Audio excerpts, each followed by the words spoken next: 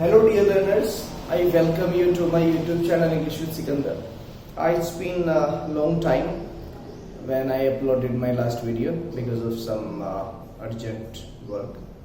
But again, I am here in front of you, and today I have with a very good topic for you.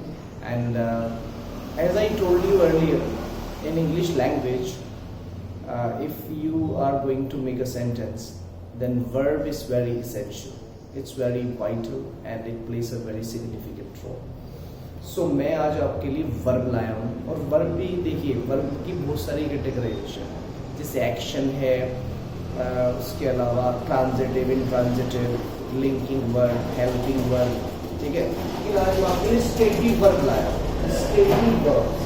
और इसे लाने के पीछे जो मेरा जो एम है वो ये है कि स्टूडेंट्स आर वेरी कंफ्यूज्ड कि इन्हें यूज़ कैसे करें, यानी वो इनका नाम नहीं जानते। हालांकि वो कभी कभी इनसे उनका, क्योंकि जब हम इंग्लिश पढ़ रहे हैं तो ये चीज़ उनके सामने ज़रूर आती हैं, लेकिन उन्हें इनकी टर्मिनोलॉजी जो यूज़ की गई है वो नहीं पता। तो today I will tell you the terminology, what is it all about. Stative जो वर्ड है स्टेट से बना है। स्टेट जैसे कि आप जानते हैं, किसी चीज की जो कंडीशन है, उसकी जो अवस्था, उसे स्टेट बोलते हैं। इसे स्टेटिव वर्ब बनी है।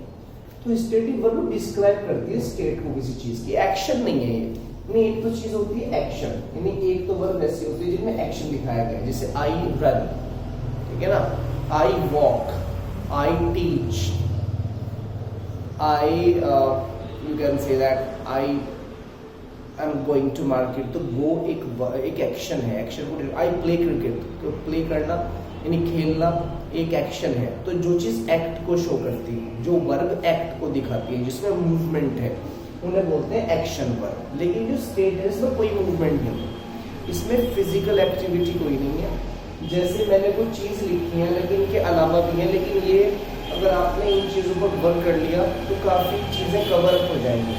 जैसे सबसे पहले जो प्रेजेंट कंटिन्यूअस टेंस है ना, उसमें यूज नहीं होती है, यानी स्टेटिव वर्ब जो है, अभी मैं आपको बताऊं कौन कौन सी होती हैं स्टेटिव वर्ब्स। तो जो भी स्टेटिव वर्ब्स हैं वो प्रेजेंट प्रोग्रेसिव टेंस यानी प्रेजेंट कंटिन्यूअस टेंस में यूज नहीं होती, यानी उन वर्ब के साथ आईएनजी ऐड नहीं होता। इनके साथ जो स्टेटिव वर्ब्स हैं। सेकंड क्या है, can't use to be. To be का मतलब जैसे कि आपको पता है, टू बी का मतलब होता है is, are, am, was, were। ये क्या है, ये टू बी की फॉर्म्स है, इन्हें हम टू बी की फॉर्म्स कहते हैं, is, are, am, was, were।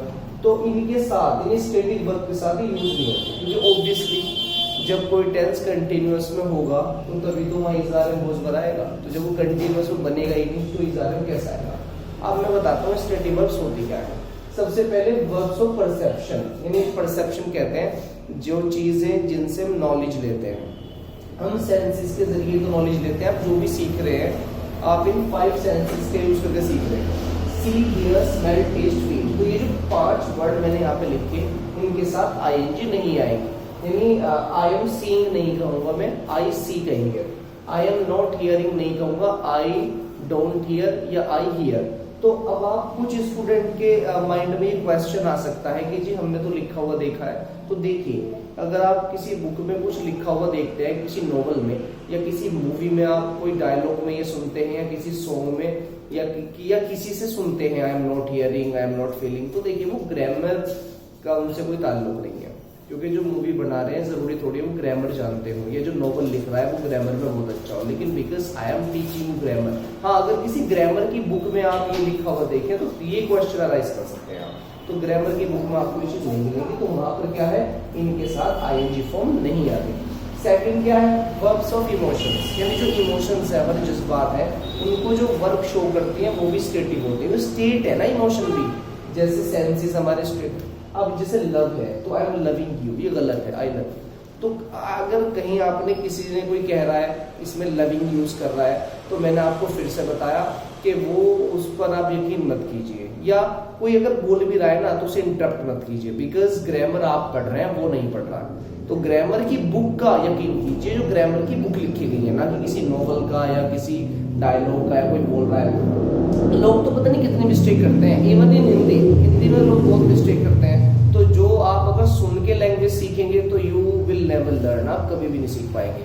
तो चीजों को पढ़िए, स्टडी कीजिए। तो लाइक है, आई एम लाइकिंग, गलत है, I like. I hate, I am hating you नहीं होता, आई हेट होता है। और आई वॉन्ट होता है, वांटिंग नहीं होता। इसी तरीके से होपिंग नहीं होता, होप होता है। उसके बाद है अपीयरिंग, जो अपीयरेंस, जो चीज दिखती है, जैसे अपीयर है, लुक है। तो I look at you, I am looking at you, I look at you, ठीक है। अच्छा, कुछ वर्ब ऐसी भी होती हैं, इनके बारे में मुझे मैं एक अलग लेक्चर, जैसे लुक है, तो लुक दोनों हो सकते हैं, ये कंटिन्यूअस में भी हो सकती है और ये स्टेट भी शो कर सकती है। क्योंकि लुक का मतलब देखना भी होता है, दिखना भी होता है। यानी किसी चीज को देखना, जैसे I am looking at you, तो ये भी लुक का मीनिंग है। यहाँ पर देखो टेंस में बन सकती है, कंटिन्यूअस में, लेकिन एक लुक का मतलब दिखना भी तो होता है ना। जैसे she looks like my sister, जैसे कि she looks like my sister, तो ये देखना नहीं, ये दिखना है।